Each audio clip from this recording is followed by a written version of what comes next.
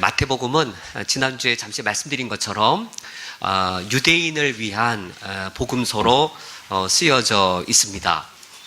유대인을 위한 복음서로 쓰여져 있다 보니까 예수님을 과연 어떤 분으로 소개하고 있냐면 매우 부각되는 것이 있는데, 마태복음이 모두 28장인데 2장에서 한번 나오는 말씀이 있고 이제 27장에서 나오는 말씀이 있습니다.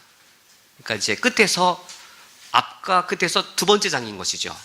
마태복음 2장에서, 그리고 마태복음이 28장까지인데 27장에서 예수님에 대해 똑같은 선언을 하고 있습니다. 그러니까 둘 다 이제 마태복음의 앞부분과 끝부분인데, 2장에서는 동방박사들이 등장해서 이제 동방박사들이 헤롯 왕을 찾아갑니다. 그리고는 누가 어디 계시냐라고 말하죠. 유대인의 왕으로 태어나신 이가 어디 있습니까? 라고 묻습니다. 이 마태복음이 시작하면서 예수님을 누구로 소개하고 있냐면, 그러니까 지금 이 마태복음이 유대인을 대상으로 쓰여진 성경이에요. 유대인을 대상으로 쓰여진 복음서에서 예수님이 태어났을 때 동방박사들이 와서 예수님을 누구라고 부른다고요? 유대인의 왕으로 태어나신 이가 어디 계시냐라고 마태복음의 시작의 두 번째 장 2장에서 말하고, 끝나는 28장 바로 앞에 27장에서 거기에 유대인의 왕이란 말이 다시 한 번 더 나옵니다. 그 자리는 어디일까요? 어디냐면 골고다 언덕에 십자가가 세워졌습니다. 그리고 십자가에 어떤 문구가 예수님 머리 위에 뭐 하나가 붙여졌어요. 죄패가. 마태복음 27장 37절에 마태복음 27장 37절에 유대인의 왕 예수라 쓴 죄패가 붙여 있었습니다. 그래서 이 마태복음이 시작할 때 예수님 태어난 그 아기를 보고 유대인의 왕이라고 부르는 것과 함께 마태복음이 시작되었다가 이제 거의 좌우 대칭이 되는 거죠. 좌우 대칭이 되는 그 끝부분에 십자가에서 다시 그 죽어가는 그 제수가 유대인의 왕 예수, 그 음성이, 그 소리, 그 문구가 다시 한번 마태복음에서 들려주고 있습니다. 이렇게 처음과 끝에서 예수님을 유대인의 왕이라고 부르기 때문에 마태복음을 읽을 때 예수님이 어떤 분으로 아주 인상이 강하게 부각되어지는 것인가? 바로 유대인의 왕인 것이죠. 유대인의 왕인데, 유대인들의 경우에 유대란 말이 어디서 나왔을까? 유대가요. 유다가 누구일까요? 야곱의 12아들 중에 네 번째 아들 유다 지파. 그 유다 지파가 이제 유대가 된 거죠. 그 유대인의 그 왕, 유대인의 왕이 되려면 지파로는 어느 지파여야 되죠? 레위 지파가 왕이 될 수 있어요? 루벤 지파에서 왕 될 수 있어요? 스불론 지파에서 왕 될 수 있어요? 반드시 왕이 되려면 어떤 지파여야 돼요? 유다 지파의 어느 가문이요? 다윗 가문이어야 유대인의 왕이 될 수 있습니다. 유대인이라고 누구나 다 왕이 될 수 있는 것이 아니라, 그래서 예수님 시대에 이스라엘 나라가 이미 둘로 분할되어 있었죠. 북쪽에 10지파를 북이스라엘, 그리고 남은 두 지파가 어느 지파일까요? 유다 지파와 베냐민 지파인데, 유다 지파와 베냐민 지파 중에 베냐민 지파는 작은 지파니까 거기 포함되어졌고, 유다 지파가 큰 지파니까 나라 이름이 남방 유다가 된 거예요. 지파 이름을 따라서 나라 이름이 되었고, 심지어는 유다라는 이름이 유대인이 된 거예요. 한 지파 이름이, 우리 유대인, 주이시 할 때, 이 유대인이 유다 지파에서 나온 거예요. 유다란 이름이, 그만큼 유다란 그 지파가 아주 부각되어진 12지파 중에 가장 부각된 지파인데, 왜냐하면 유다 지파여야만 합법적인 왕이 될 수 있었고, 북이스라엘은 왜 합법적인 나라가 아닐까요? 북이스라엘의 모든 왕들은 어느 지파가 아니에요? 유다 지파도 아니고, 다윗 왕가의 후손들이 아닌 르호보암 그런 왕들, 아합 이런 왕들은 정통 왕이 아니에요. 유다 지파가 아니고 다윗 가문이 아니기 때문에. 이렇게 2장에서 예수님을 유대인의 왕이 태어났다라고 말하려면 정통성이 어디 있어야 될까요? 그 혈통이 다윗 왕가의 혈통이어야 하겠지요. 그런데 우리는 여기서 대단히 큰 의문을 던지게 되어집니다. 물론 마태복음이 유대인을 대상으로 하여 쓰여진 성경이지만, 그래서 예수님이 유대인의 왕으로 태어나신 것이라면 누구 왕은 아닐까요? 이방인의 왕은 아니잖아요. 만약에 예수님이 유대인의 왕이라면 만왕의 왕은 아니시잖아요. 그러면 우리의 왕은 아니잖아요. 우리 이방인은 우리의 왕은 아니시잖아요. 그래서 우리는 대단한 마태복음을 읽을 때 과연 이 마태복음이 이거 어쩌려고 이렇게 시작하는가? 처음과 끝에서 대체 유대인의 왕으로 예수님을 부각시켜버리면 그럼 이방인의 왕은 아니고 만왕의 왕도 아닌데 대체 이 마태복음은 어쩌려고 이렇게 시작을 하는가? 예수님을 유대인의 왕으로 크게 부각시킬 때에는 대체 그러면은 어떻게 우리 이방인들을 위한 구주라고 말하고 할 것인가? 이런 의문을 이제 갖게 되어집니다. 이제 마태복음 1장 우리 지난주 잠깐 살펴봤는데, 마태복음 1장은 1장 1절에 족보에서 아브라함과 다윗의 자손 예수 그리스도의 계보라라고 말한 이유는 바로 유대인의 왕이려면 바로 이 혈통적으로 다윗의 계보여야만 가능하기 때문입니다. 우리는 오늘 예수님은 과연 유대인의 왕이신데, 우리가 그 유대인의 왕으로 태어나신 예수님을 22일 날 우리가 노래로도 또 여러 가지 우리가 갖고 있는 여러 가지 방식으로 노래하고 찬양하려고 하는데, 도대체 어떤 의미인가를 우리가 먼저 이제 보고자 합니다. 마태복음 1장의 족보를 보시면 1페이지에 이제 이 예수님까지 태어나기를 아브라함부터 예수님까지를 세 단계로 나누고 있는데, 2절에서 6절에서는 아브라함부터 다윗 왕까지여서 이제 다윗 왕에 이르기 전까지는 왕의 그 족보가 아닌 것이죠. 이제 평민들의 족보인 것이죠. 그래서 아브라함으로부터 시작해서 드디어 다윗 왕에 이르렀을 때에 이제 다윗 왕가가 시작되어집니다. 다윗 왕가의 다윗이 태조 역할을 하는 것이죠. 그리고 이제 6절 하반절에 이 다윗서부터 11절까지는 다윗 왕가입니다. 드디어 다윗 왕가가 형성되어졌는데 이제 포로로 끌려가게 되시는. 그래서 12절부터 16절은 이제 다윗 왕가가 무너지게 되어집니다. 근데 다윗 왕가가 무너지는 것과 함께 연결되는 게 있어요. 다윗 왕가가 경고히 설 때 이스라엘 나라가 경고했습니다. 대표적인 것이 다윗의 아들 솔로몬인 것이죠. 다윗 왕가가 번영할 때, 다윗 왕가인 솔로몬이 번영할 때 이스라엘 나라가 번영했고, 다윗 왕가가 패망할 때 이스라엘 나라도 패망하게 되었어요. 그것이 다윗 족보, 여기 이 마태복음 족보의 이 흐름인 것이죠. 다윗 왕가가 들어서서 영화로울 때 이스라엘 나라가 영화로웠고, 그러나 다윗 왕가가 패망해서 포로지로 끌려갈 때 이스라엘 백성들도 바벨론 포로로 끌려가고, 그리고 이제 이스라엘 나라도 멸망하게 되었습니다.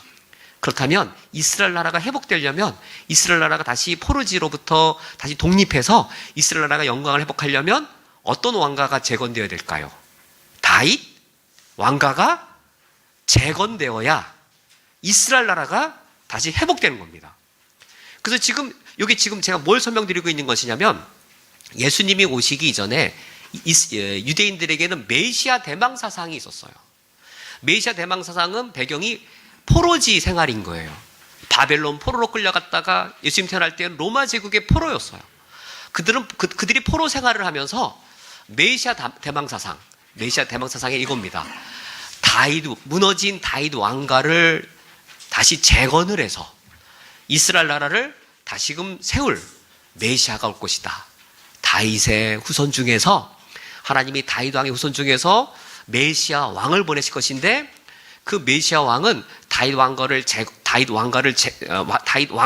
재건해서 이스라엘 나라를 솔로몬 시대의 옛 영광으로까지 회복할 것이다라고 하는 그러한 이 메시아 대망 사상을 갖고 있었습니다. 이를테면 한번 우리 어디를 보시냐면 2페이지를 한번 보시겠어요? 2페이지에 보시면 그 메시아 대망 사상의 기도 제목이 있는데, 거기 2페이지의 중간에 메시아 당시의 유대인들은 다윗 왕가를 재건할 메시아를 기다리고 있었다라고 하고, 데필라라고 하는 18복문, 우리가 주기도문 서론할 때 이 기도문을 보았는데요. 18복문인 이유는 모두 이제 18절로 구성되어 있기 때문에 18복문인데, 이 유대인들의 기도문이에요. 메시아 대망 사상이 기도문에 담겨 있어요. 이 긴 18절을 외워야 되는 거예요. 이야, 어떻게 다 외웠을까요, 유대인들? 근데 이 10절에 우리의 해방을 큰 나팔을 불어 선포하시고 깃발을 들어 우리를 흩어진 자들을 모으소서. 당신의 백성 이스라엘의 추방당한 자들을 모으시는 주님. 여기 흩어진 자들, 어디에 흩어진 것일까요? 포로지에 흩어져 있는. 또 이스라엘의 추방당한 자들, 어디로부터 추방당했다는 걸까요? 가나안 땅에서 바벨론으로 끌려갔잖아요. 뭐 다니엘과 그 세 친구들. 그래서 평생 그 포로지에 살다가 거기 죽어간 거잖아요. 그렇죠? 그런 이 가나안 땅에 추방당한 자들을 하나님이시여 우리 포로 생활을 끝내주시고 다시금 이 가나안 땅, 예루살렘 땅으로 다시 불러주십시오. 이제 그 기도를 드린 것이었어요. 그리고 11절은 우리의 심판관들을 예전같이 회복시키시고 우리의 지혜자들을 처음과 같이 회복시켜 주옵소서. 유대인들이 매일마다 이 기도를 드린 거예요. 매일마다. 우리 무슬림들 보면 하루에 몇 번씩 기도하는 것처럼 유대인들도 하루에 3번 기도할 때에 이 긴 기도문을 매일매일 기도한 거예요. 그 기도에 어떤 내용이 있었냐면 예전같이 회복시켜 주시고 처음같이 회복시켜 주옵소서. 이거 어느 시대일까요? 다윗 왕가가 영화로웠을 때, 솔로몬이 천하만국 영광을 누렸을 때, 그때처럼 메시아를 보내셔서 지금 우리는 지금 포르지에 있지만 포르지로부터 우리를 해방시켜 주시고 그때 영원한 때처럼 우리를 다시금 회복시켜 주옵소서라고 말하고 있고, 12절은 길어서 제가 좀 생각했는데 12절에 교만한 나라는 빨리 뿌리 뽑히게 하옵소서. 이 교만한 나라가 누굴까요? 로마 제국인 것이죠. 하나님 이 강한 이 로마 제국, 하나님의 백성이 우리를 식민지로 이렇게 억누르고 있는데 맨날 세금 수탈해가고 여러 가지 억압하고 있는데 저 로마 나라 패망케 하옵소서 라고 말하고 있고, 14절에 이제 메시아가 오길 기다리고 있는 것이죠. 당신의 도성 예루살렘에 영광의 거처인 시온에 당신의 의로운 메시아 다윗가의 왕권을 자비를 베푸소서. 예루살렘을 세우시는 다윗의 하나님이신 주님. 이렇게 기도하면서 이제 메시아 대망사상을 갖고 있었습니다.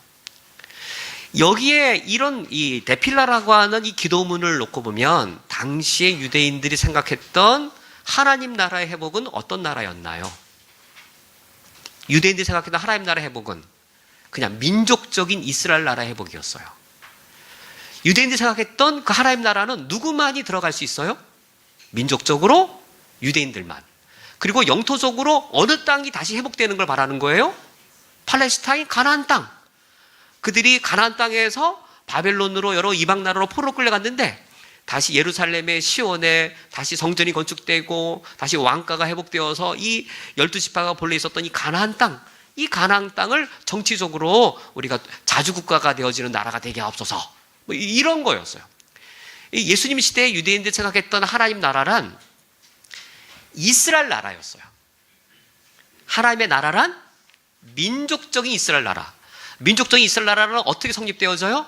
군사적으로 로마 군대를 물리치고, 정치적으로 로마 제국을 무너뜨리고, 그래서 현세적으로 이스라엘 나라를 다윗 왕가가 재건해서 이 땅에 솔로몬의 영광을 누르는 눈에 보이는 그런 나라를, 이스라엘 나라를 회복하는 것을 유대인들은 하나님의 나라라고 생각했습니다. 유대인들은 이스라엘 나라의 회복을 하나님의 나라라고 생각을 했고, 그러므로 여기에는 아브라함의 후손들, 혈통적으로 유대인들, 그들만 들어올 수 있고, 사마리아인처럼 혈통이 섞여버리고 반은 이방인 그들은 들어올 수 없는 그런 나라라고 여기고 있는 그들을 향해 마태복음이 예수님을 유대인의 왕이라고 말하며 시작하는 거예요. 이야, 대체 마태복음이 어떻게 끝나려고 그렇게 말하고 있는가? 이 마태복음은 무엇을 재조정해 줄까요? 무엇을 수정해 줄까요? 무엇을 바르게 교정해 줄까요? 유대인들의 잘못된 메시아 대망사상. 유대인들이 하나님의 나라를 무엇으로 알고 있는 것을 교정해 줄까요?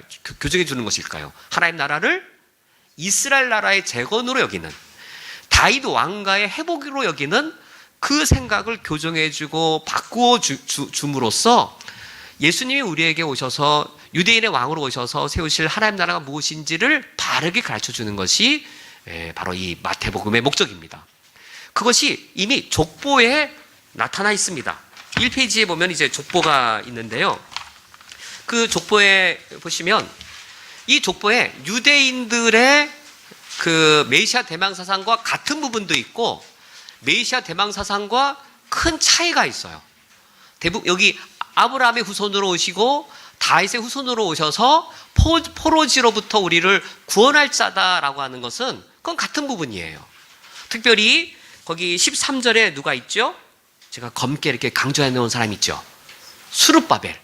스룹바벨이 성경에 이제 에스라서에 등장을 하죠. 이 스룹바벨은 누구냐면 다윗 왕가의 왕자죠.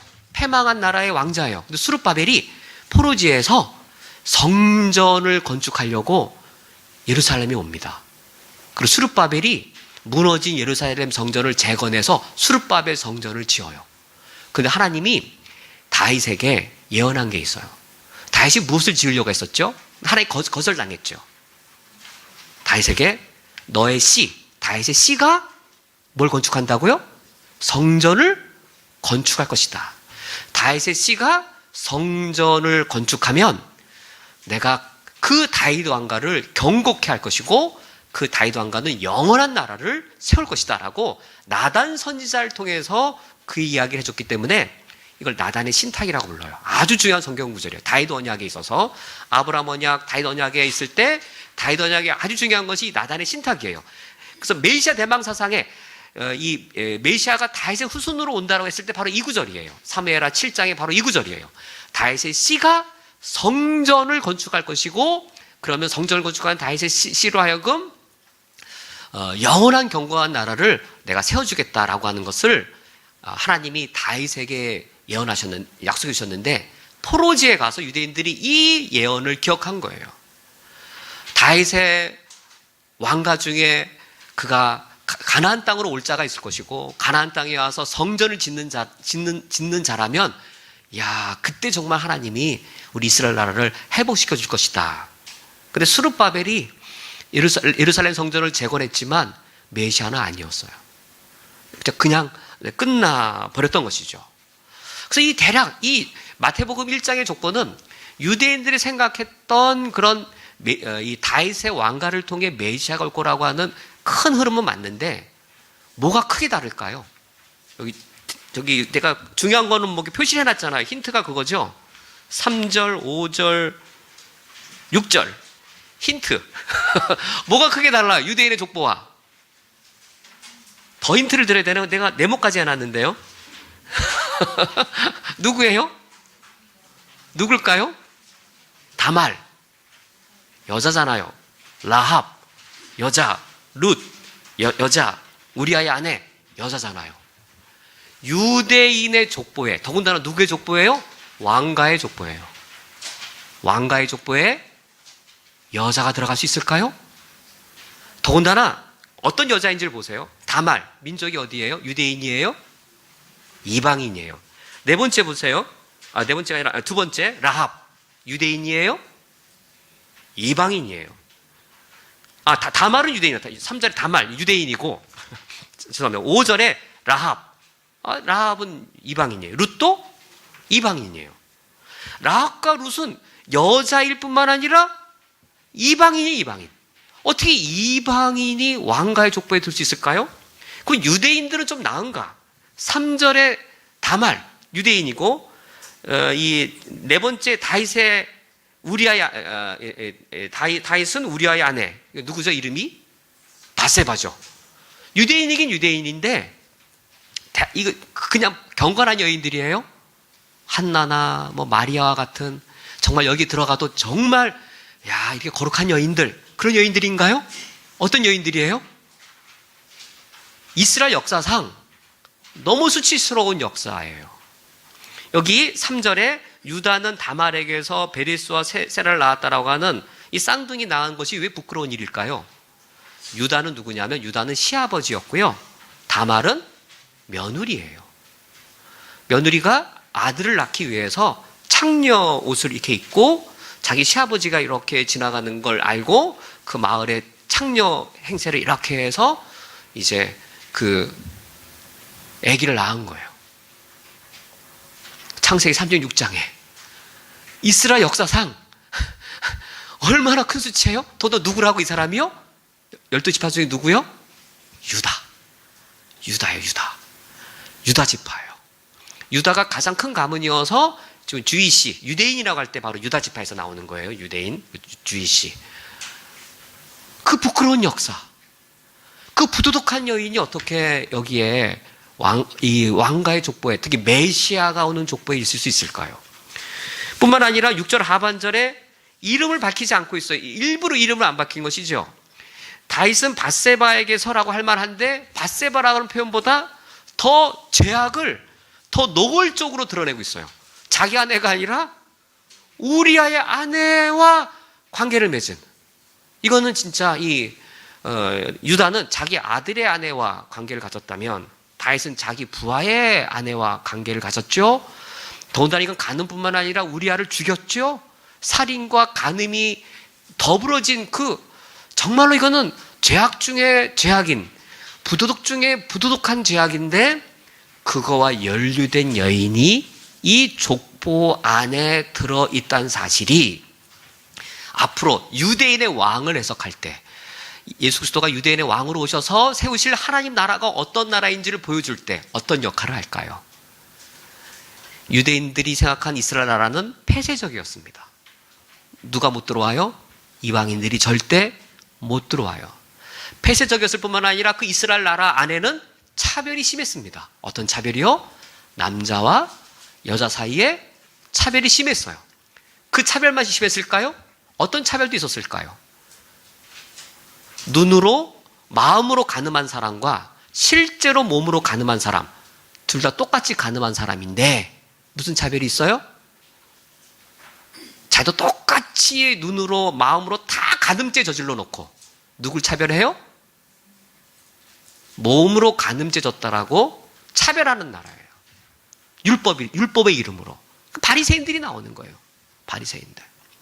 사실 우리가 죄인인 게 우리가 지은 죄가 들통이 안 났지, 우리가 지은 죄 들통났으면 실제로 살인 안 하고 실제로 몸으로 가늠 안 했어도 그 정도 죄인 아닌가요? 그렇지 않아요? 나만 그런가? 그렇지 않아요? 우리가 지은 죄가 들통이 안 나서 그래요. 우리가 정말 바리새인 것 같아요. 기독교인들이 진짜 바리새인 것 같아요. 나는 몸으로 가늠 안 했으니까 나는 무음하다? 아이고, 그런 말 어떻게 해요? 몸으로 그 죄를 안 졌을지 몰라도 발각이 안 된 거예요. 드러나지 않았을 뿐이에요. 다 드러나 봐요. 또 그만큼 죄를 지은 거죠. 우리가 그만큼 질적으로 그만큼 죄를 지은 거예요. 양적으로 그냥 질적으로 그만큼 죄를 지은 거예요. 근데 이스라엘 나라가 이방인들은 못 들어오게 다 막아버렸고, 그 이스라엘 나라 안에 들어가면 그러면 거룩이란 이름으로, 율법의 이름으로 하나님 나라가 아닌 거예요. 남자 여자 차별이 심했고, 거기 안에 율법적으로 그냥 외식하면서 자기 행위로서 뭐 하나 좀 안 했다고 그걸 행한 사람들 그냥 정죄하고, 또 자기는 발각되지 않았다고 정죄하고, 그게 이스라엘 나라였어요. 그러나 1장 족보에서 예수님이 유대인의 왕으로 태어났다라고 말하기, 2장에서 말하기 전에 1장 족보에서 먼저 이처럼 말한 건 뭘까요? 하나님 나라의 어떤 성격을 보여주는 걸까요? 예수님이 유대인의 왕으로 오신 그 하나님 나라는 어떤 성격을 보여주는 것일까요? 폐쇄가 아니라 열려있는 나라입니다. 정죄하는 나라가 아니라 어떤 나라일까요? 사죄하는 나라예요. 정죄하고 판단하고 그런 나라가 아니라 평등하고 용서하고 사죄의 나라이지, 나나 뭐 하나 의가 있다 해서 판단하고 정죄하는 나라가 아닌 이 예수님을 통한 하나님 나라의 성격을 미리 보여주고 있습니다. 그러면 이런 하나님 나라에는 과연 누가 들어갈 수 있을까? 이제 3페이지에 가서 보시면 누가 이런 하나님 나라에 들어올 수 있냐면,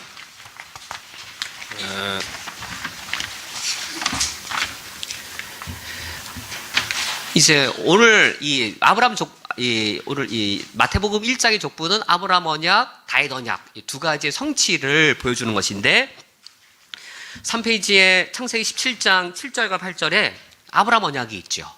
아브라함의 후손만 가나안 땅을 유업으로 얻을 수 있습니다. 여기서의 가나안 땅이란 지금 이스라엘 백성들이 생각하고 있는 현세적인 이스라엘 나라, 정말로 팔레스타인 땅에 나라를 세우는, 요즘도 그러니까 극단적인 이 근본주의자 유대인들은 시온주의를, 다시 시오니즘을 갖고 있잖아요. 진짜로 예루살렘. 근데 그거 말하는 게 아니죠.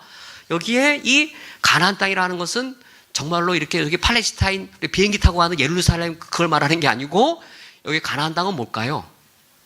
하나님 나라죠. 하나님 나라. 팔복에 심령이 가난한 자는 뭘 유업을 얻어요? 온유한 자는 무슨 복을 받아요? 그때 땅은 어떤 땅일까요? 가나안 땅이죠. 그 가나안 땅은 뭔가요? 하나님 나라를 말해요. 하나님 나라를 땅으로 가나안 땅을 말하는 것이죠. 여기 아브라함의 후손들만 아브라함 언약에 의하면 이 가나안 땅에 하나님 나라에 들어올 수 있습니다. 근데 예수님께서 거기 그 아래 2번 예수 그리스도의 메시아 사역을 보시면 마태복음 8장에 예수님이 누가 아브라함과 함께 천국에 앉아 있을 거라고 말씀하시냐면 8장 11절에 동서로부터 많은 사람이 이르러, 이 동서로부터 많은 사람이란 팔레스타인 땅 밖에 있는 이방인들인 것이죠. 이방인들이 아브라함과 이삭과 야곱과 함께 천국에 앉아 있을 것이다. 근데 이방인은 어떤 이방인들이에요? 지금 이 이방인 백부장이 예수 그리스도를 진심으로 믿는 그 장면인 것이죠. 그래서 이 백부장에게 내 믿은 대로 될 것이다 라고 말하면서 이 아브라함의 이 축복은 혈통적으로 유대인이냐 이방인이냐에 따라 그 아브라함의 축복을 누린 것이 아니라 믿는 이방인이 누릴, 믿음으로 누릴 땅인 것을 말해주고 있고, 마태복음 15장에 똑같이 나오죠. 어떤 한 가나안 여인, 이방인 여인이죠. 이 여인에게도 이제 내 믿음이 크도다라고 말하면서 예수님이 유대인의 왕으로서 오시는 그 하나님의 나라는 믿음으로 들어가는 나라인 것을 말씀해주고 있습니다. 이때 믿음이란 무엇일까요? 예수님이 유대인의 왕으로 다스리는 그 나라는 믿음으로 들어가는데, 이때 믿음이라고 하는 것은 바로 이것인 것이죠. 누구를 안 믿는다는 걸까요? 누구를 안 믿어야 진짜 하나님을 믿는 걸까요? 나를 안 믿는 거예요. 그게 믿음이에요. 그게 쉽지가 않아요. 믿음으로 우리가 구원받는다 말했을 때, 그때 믿음의 의미는 뭐냐면, 성경에서 믿음과 같이 나오는 어구가 있어요. 사도 바울이 예수 그리스도 믿으라고만 전하지 않았어요. 하나님께 대한 회개와 예수 그리스도께 대한 믿음을 증거한 것이라 라고 하여서, 그 사도 바울은 회개와 믿음을 한 쌍으로 전했어요. 회개 없는 믿음만을 전하지 않았어요. 사도 바울은 항상 하나님께 대한 회개와 예수 그리스도께 대한 믿음을 전했어요. 만약에 회개가 없으면 믿음의 내용이 없어요. 그럼 뭘 믿고 왜 믿어요? 그게 없는 거예요. 왜 믿어야 되고 뭘 믿어야 돼요? 그게 없는 거예요. 그냥 믿는 거예요. 그게 이상해지는 거예요. 사도 바울은 그렇게 복음 전하지 않았어요. 하나님께 대한, 사도 바울은 그의 복음 메시지를 두 가지로 요약해요. 회개와 믿음이라고. 근데 회개의 대상은 누구에 대한 회개요? 하나님께 대한 회개와 누구에 대한 믿음이요? 예수 그리스도에 대한 믿음을 증거한 것이라. 왜 하나님께 대한 회개라고 말하냐면, 믿음은 뭐냐면요, 믿음과 회개가 같은 거죠. 뭐가 죄인 걸 아는 거예요? 누구를 안 믿는다고요? 참된 믿음은 나를 안 믿는 거예요. 뭐가 진짜 죄일까요? 죄의 뿌리가 뭘까요? 내가 나를 믿는 거예요. 그게 죄의 뿌리예요. 원죄라고 말할 때 죄의 뿌리가 뭐냐면, 내가 나 믿고 살아가는 거예요. 내가 나를 주인으로 여기고, 내가 날 위해 살고, 내 힘을 믿고 살고, 내 계획대로 살려고 하고, 내 이성적인 판단대로 살려고 하고, 그게 죄로 느껴지는 거예요. 그래서 하나님께 회개하는 거예요. 그게 믿음이에요. 그래서 믿음이라고 하는 것은 내 삶의 주권을 하나님께 드린다는 의미예요. 하나님 나라에 누가 들어가냐면 아무나 들어간 나라가 아니고, 유대인이라고 그저 들어간 나라가 아니고 믿음에 들어갈 수 있는데, 이 믿음이란 팔복으로 따지면 심령이 가난하고 애통한 거예요. 심령이 가난하다는 말은 뭘까요? 내가 날 안 믿는 거예요. 심령이 가난한 건 나를 안 믿는 거예요. 누구 믿어요? 이제는 하나님 믿어요. 그리고 애통하는 거예요. 내가 날 믿고 살았던 거, 내가 날 위해 살았던 거. 그게 죄인 걸 돌이켜서 더 이상 내가 주인이 아닌 삶을 사는 것, 내가 내 인생의 주인이 아닌 삶을 살겠다라고 돌이키는 게 회개인 것이고, 그 죄사함 받으려면 누구 믿지 아니하면 죄사함 받을 수 없어요? 예수 그리스도를 믿어야 죄사함 받죠. 그래서 사도 바울은 항상 하나님께 대한 회개와 예수 그리스도에 대한 믿음을 증거했어요. 회개가 있어야 왜 예수님을 믿어야 될지, 회개가 있어야 무엇을 예수님을 믿어야 될지, 그 내용이 나오는 것이죠. 하나님 나라에는 누가 들어가는가? 유대인들이 그당 생각했던 것처럼 아브라함의 혈통인 유대인들이 하나님 나라에 들어가서 정말 가나안 땅이라고 하는 그 나라에 다윗 왕가가 재건되어지고 눈에 보이는 솔로몬의 영광을 재현하는 것, 그게 하나님 나라가 아니다. 그 나라는 아브라함의 후손만 들어가는데, 아브라함의 후손이란 믿음으로, 이런 의미의 믿음으로 이 하나님 앞에 서 있는 자가 들어간다라고 이제 말을 하는 것이죠. 그러면 예수님께서는 과연 이 나라를 과연 어떻게 재건하실 것인가? 이제 4페이지로 가서요. 이제 4페이지 와서. 그럼 이제 믿음으로 이 하나님 나라에 들어갈 수 있는데, 다윗 왕의 후손으로 오신 예수님은 과연 이 나라를 어떻게 세울까 하는 거예요. 여기 사무엘하 7장 12, 13절, 여기 4쪽에 있는 이 사무엘하 7장 12절, 13절은 대단히 중요한 성경 구절이에요. 나단의 신탁이라고 일컬어지는 장면인데, 우리 이제 배경 이야기를 우리가 잘 알고 있죠. 이제 다윗이 성전을 너무나도 건축하고 싶었습니다.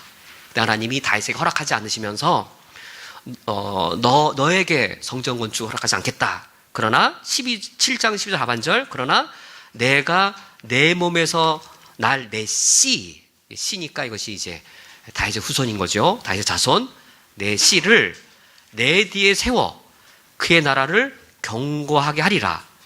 그는 내 이름을 위하여 집을 건축할 것이요. 이 집이 바로 성전 건축인 것이죠. 나는 그의 나라 왕위를 영원히 견고하게 하리라. 처음에 이 나단의 신탁이 있을 때에는 이게 메시아 예언인지를 몰랐어요. 메시아 예언이 아니라 누구에게서 성취되었다라고 보였냐면 다윗의 씨인 솔로몬에게서 성취된 걸로 보았어요. 다윗의 씨인 솔로몬이 정말로 성전을 건축했고 솔로몬 시대의 천하만국의 영광을 정말 누렸어요.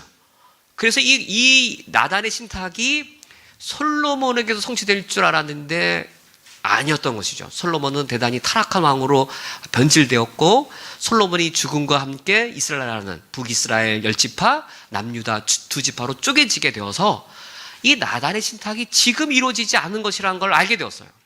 그리고 포로지로 끌려갔다가 아까 잠시 말씀드린 것처럼 스룹바벨이 다시 돌아와서 스룹바벨 성전을 재건했을 때, 그러면 나단의 신탁이 스룹바벨을 통해 이루어지는가 보다 라고 했지만, 스룹바벨 성전은 대단히 초라하고 작은 성전이었고 이스라엘 나라의 그 영광을 회복하지도 못하게 되었습니다. 그래서 예수님 시대에는 다윗 왕과 같은 다윗의 후손이 올 것이라고 여기게 되었습니다. 다윗 왕, 어떤 이미지의 왕이에요? 혹시 세종대왕 같은 왕일 것 같아요? 광개토대왕 같은 왕일 것 같아요? 어떤 유형이에요? 너무 어려운 질문인가요? 광개토대왕 같아요? 세종대왕 같아요? 국사를 잘 모르시는 건 아니실 거고. 광개토대왕 어떤 대왕이죠? 전쟁과 정복과 영토를 최대한 확장한. 세종대왕은요,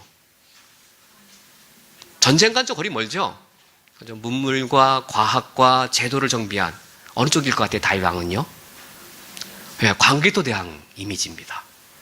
유대인들이 다윗의 왕으로 이제 예수님 오셨을 때 다윗의 후손이시여, 다윗의 후손 오신 왕이시여라고 말할 때 어떤 이미지냐면, 다윗 왕이 어떤 왕이냐면 전쟁을 해서 이스라엘 나라 영토를 얼마만큼까지 확보했냐면 아브라함에게 하나님이 약속하신 가나안 땅 영토 있잖아요. 그 가나안 땅 영토를 전쟁을 통해서 정복하고 그리고 그 땅을 확보하는 왕이에요. 그 전쟁 때문에 피를 많이 흘려서 하나님께서 너는 피를 많이 흘렸으므로 성전 건축은 너에게 맡기지 않겠다라고 말씀했던 것이죠. 솔로몬은 전쟁할 필요가 없었어요. 전쟁과 승리와 이 땅을 얻는 그 왕은 다윗 왕이었습니다. 예수님이 다윗 왕의 후손으로 오셨다 했을 때 이스라엘 백성들은 어떤 꿈을 꿨을까요? 다윗 왕과 같은 이미지. 다윗 왕이 승리의 왕이고 이스라엘 대적을 패망시켰듯 우리를 억압하고 있는 로마 제국을 패망시킬 것이며 강한 군사력을 가지고 이스라엘을 독립시킬 것이라고 하는 그런 승리의 왕의 이미지를 갖고 있었습니다. 그러나 예수님이 그 하나님 나라를 세우시는 방법은 사무엘하 7장에 보면 무엇이 하나님 나라를 세우는 그 증거예요? 전쟁을 통해 대적을 물리치는 게 아니라 다윗의 씨가 와서 할 일이 뭐예요? 7장 14절. 13절. 사무엘하 7장 13절. 뭘 해요? 성전을 건축하는 것이 하나님 나라를 세우는 방법인 거예요. 당시 유대인들이 생각했던 것처럼 다윗 왕의 이미지를 생각했을 때 이제 군사적으로 실제로 이제 이스라엘에는 에센파라고 하는 파가 있어서 무장 혁명을 통해서 이스라엘을 재건하려 했어요. 마사다 그 전투 혹시 아시는지요? 그 에센파의 마사다 전투, 이제 요새를 지어놓고 로마 제국을 아주 공격을 이제 괴롭혔죠. 이 마사다 전투. 그러니까 이제 1년인가 이제 아주 철옹성 같은 요새에 있으니까 그 영화도 있잖아요. 이렇게 로마 제국이 어떻게 이겼냐면 산을 쌓았어.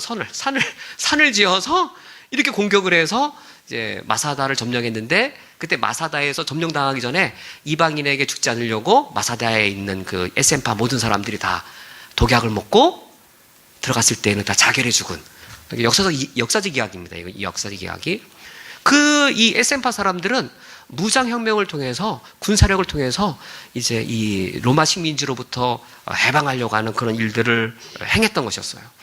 근데 유대인의 왕으로 오신 예수님께서 하나님의 나라를 이루시는 방법은 그러한 현세적인 나라나 정치적인 나라나 군사적인 나라가 아니었던 것이죠. 메시아가 오셔서 이 땅에 오셔서 하나님의 나라를 이루시는 길은 무엇이었냐면 성전을 짓는 것이었어요. 성전을 예수님이 어떻게 지으셨냐면 거기 4페이지 거기 4번에 2번 참된 성전을 건축하신 예수 그리스도와 그의 십자가의 죽음. 예수님께서 어떻게 참된 성전을 건축하셨냐면 그것은 바로 이것이었습니다. 골고다 언덕에 십자가가 세워졌습니다. 이 골고다 언덕은 제단이었습니다. 제단인 십자가에 제물이신 예수 그리스도가 달리셨습니다.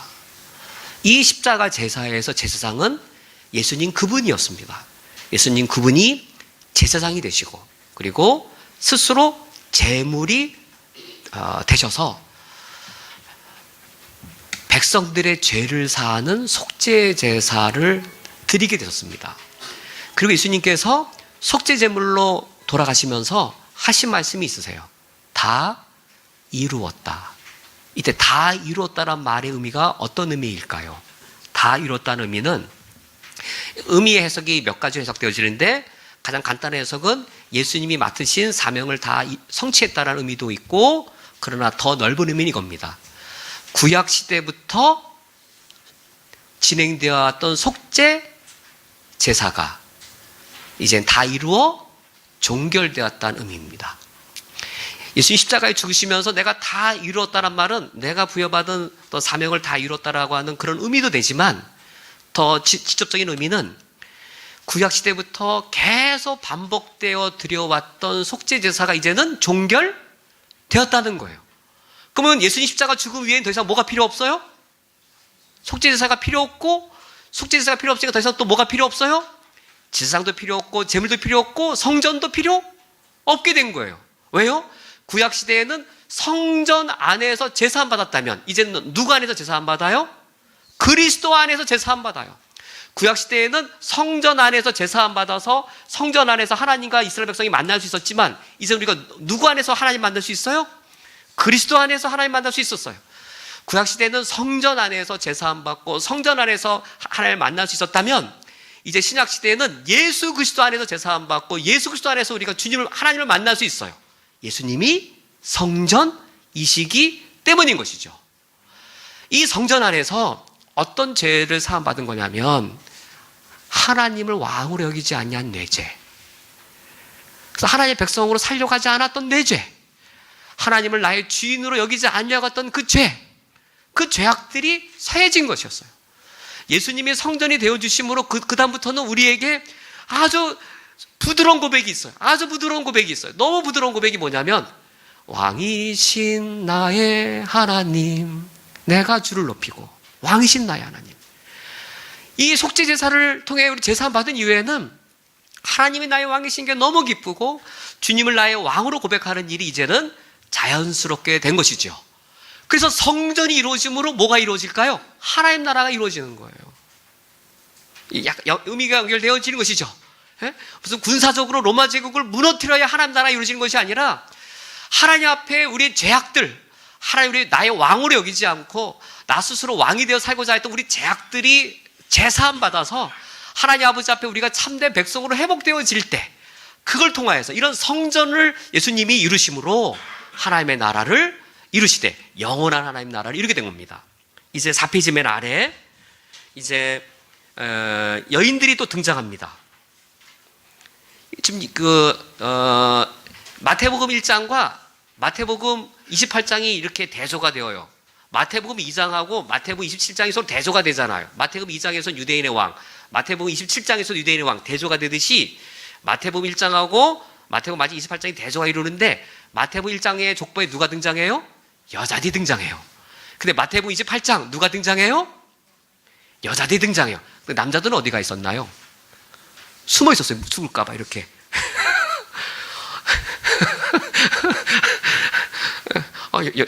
우리 여성들이 대단한 거예요. 여성들이 제자들은 이렇게 집에 숨어서 이렇게 있었고 정말로 예수님의 그 무덤에 찾아간 건 여인들이었어요. 그래서 이 마태복음 1장에 여인들이 등장하고 마태복음의 마지막 장에도 여인들이 등장을 해요.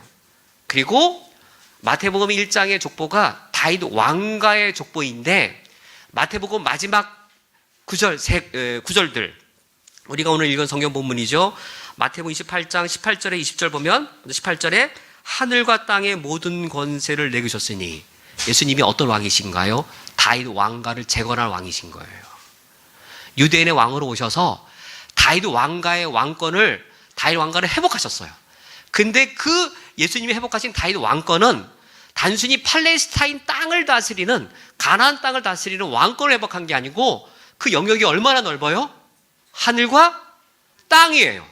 단순히 그냥 가나안 땅이 아니라 하늘과 땅의 모든 권세를 지닌 다윗 왕의 왕권을 지신 분이시고 그걸로 백성들은 얼마나 많아요? 19절에 아브라함의 육적인 혈통들이 아니고 모든 민족이 새롭게 회복되어질 이스라엘 나라의 백성이어서 새로운 이스라엘 나라, 모든 민족을 백성으로 삼는 새로운 이스라엘 나라가 하나님 나라인 겁니다. 모든 민족, 우리 한국인도 포함되고 중국인도 포함되고 그리고 이 이슬람 사람도 포함되어지는 모든 민족을 백성으로 삼는 새 이스라엘이 바로 하나님의 나라이고 이 나라는 20절의 하반절처럼 세상 끝날까지 영원히 있는 영원한 나라가 되어집니다. 오늘 말씀을 맺도록 하겠습니다. 우리가 마태복음을 살펴보는 이유는 12월 22일 성탄절을 우리가 어떤 축제나 명절처럼 지내지 않기 위함입니다. 예수님은 과연 어떤 메시아이시고 그 메시아가 이 땅에 오셔서 하나님 나라를 이루셨는데 그 하나님 나라는 어떤 성격인지 우리가 이해할수록 예수님의 탄생을 우리가 노래하고 기뻐하고 고백하는 내용이 새로워지거나 더 넓어지거나 더 깊어질 터인데 우리 신앙 고백을 새롭게 하기 위함입니다. 우리가 오늘 말씀 살펴본 것처럼 이 유대인의 왕으로 오셨지만 유대인의 왕으로 오신 예수님의 그 하나님의 나라는 모든 민족을 제자로 삼는 그런 하나님의 나라입니다. 그래서 우리는 하나님께서 넓으신 것만큼 우리도 넓어져야 되겠고 하나님이 이방인에게 열려있고 차별받는 여인에게 열려있고 심지어 부도덕한 사람들에게도 열려있는 것처럼 우리가 하나님이 열어놓은 걸 우리가 닫지 않고 하나님이 차별의 벽을 깨트려 놓은 것을 우리가 다시금 차별의 기준들을 세워놓지 않고 정말로 모든 죄인도 마음껏 들어올 수 있고 이방인도 마음껏 들어올 수 있는 그런 열려있는 하나님의 나라를 우리가 더욱더 이루어서 예수님의 탄생을 우리가 참되게 예배하고 기념하는 우리들이 될 수 있기를 주님의 이름으로 축원드립니다.